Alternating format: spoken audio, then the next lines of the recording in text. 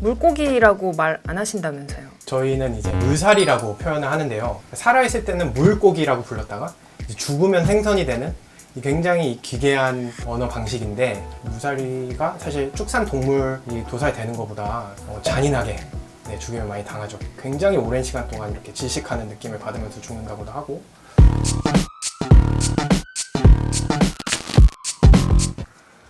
네, 오늘은 요새 핫한 다큐멘터리죠. 시스피러시에 대해서 얘기해 보겠습니다.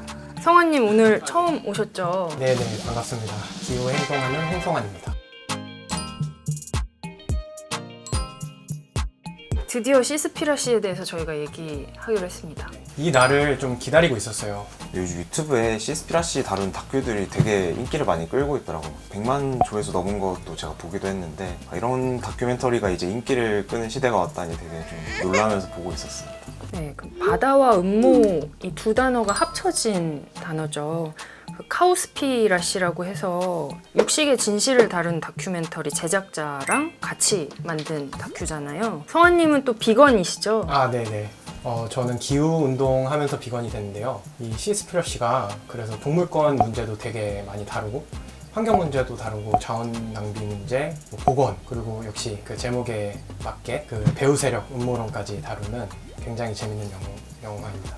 네, 채식을 시도할 때 사실 고기부터 안 먹고 해산물은 좀 먹어도 되지 이런 생각을 하는 분들 많으신데, 지금 이 다큐는 그 지점까지 건들고 있잖아요. 사실 조금 불편할 수 있어요. 근데 저도 비건을 하면은 주로 해봤자 이제 페스코 베지테리안을 했는데, 왜 물고기까지 이제 먹으면 안 되는 건지 좀 궁금해지더라고요. 저는 가장 와닿았던 건 바다의 존재 가치를 이제 짚어줬던 부분, 거기부터 우리 얘기를 좀 시작해 볼까요? 그 영화에서 가장 중요한 것 중에 하나가 식물성 플랑크톤이 광합성을 통해서 이 이산화탄소를 저장하고 그 다음에 산소를 내뿜는 그런 탄소 저장소 역할을 한다는 내용이었어요. 그쵸. 그리고 그 말씀하신 플랑크톤을 살게 하는 거는 그 바닷속 생물들의 배설물 뭐 이런 것들이잖아요. 네, 영화에서는 고래똥이 많이 중요하다고 해요. 그 고래가 먹고 그 싼 똥이 어마어마한데, 이게 이제 플랑크톤이 이거를 영양분을 삼아서 이걸로 먹고 힘내서 광합성을 한다고 합니다. 그 고래가 영화에선 되게 많이 죽잖아요.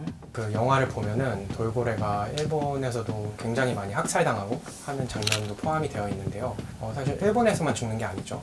어업을 통해서 어업선에 많이 부딪혀서 죽기도 하고, 어떠한 유인망이나 그 그물에 걸려서 되게 오랜 시간 천천히 죽기도 한다고 합니다. 근데 이 고래가 사실 바닷속 최상위 포식자인 거잖아요. 생태계에서 최상위 포식자가 죽는다는 게 의미가 좀 남다르죠? 그렇죠. 저도 사실 잘 몰랐던 부분인데요. 최상위 포식자가 생태계에 굉장히 중요한 역할을 한다고 해요. 그래서 바로 아래에 있는 포식자들을 먹어주지 않으면은 바로 밑에 있는 물고기들이 너무 많아져서 다른 물고기들이 다 사라진다거나, 미세 조류가 너무 많아져서 산호초가 다 죽는다거나, 이러한 일들로 이어질 수도 있다고 하네요. 그리고 또 하나가 이제 바다 쓰레기들 얘기가 영화에서 집중해서 나오는데, 쓰레기 중에서도 사실 도시인들은 우리가 쓰는 플라스틱이 바다로 건너가서 해를 입힌다라고 생각하지만 어업 과정에서 나오는 쓰레기가 더 큰 문제다 이렇게 맞아요. 얘기를 하잖아요. 태평양만 하더라도 태평양에 이제 Great Pacific Garbage Patch라는 이제 거대한 지역이 있다고 하는데, 이게 이제 한반도의 16배에 맞먹는다고 합니다. 엄청난 크기의 쓰레기 섬인 거죠. 그렇다면 이 영화에서도 계속 질문을 합니다. 물고기를 먹을 것인가? 지속 가능한 어업은 있는 것인가? 이런 질문을 하잖아요. 그런 문제의식에는 굉장히 공감을 할 수 있는데, 사실 물고기를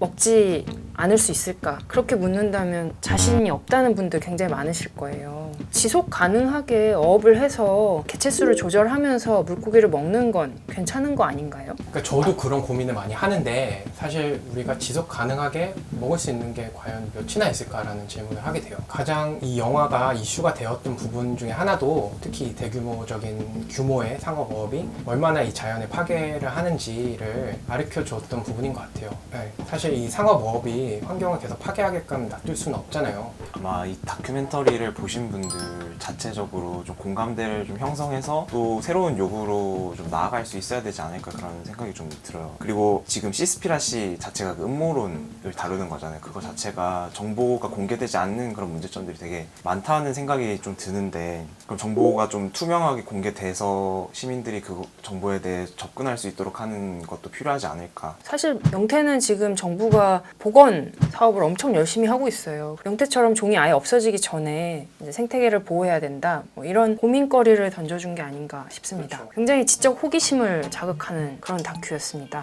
이번 여름에 꼭 모두 보시길. 아직 안 본 거예요? 가서 볼게요. 그래서 고기를 그렇게 아무 생각 없이 먹었던 저 마지막으로 하고 싶은 말이 있는데, 노래는 지구와 동물을 위해 고 비건! 다음에 또 봐요.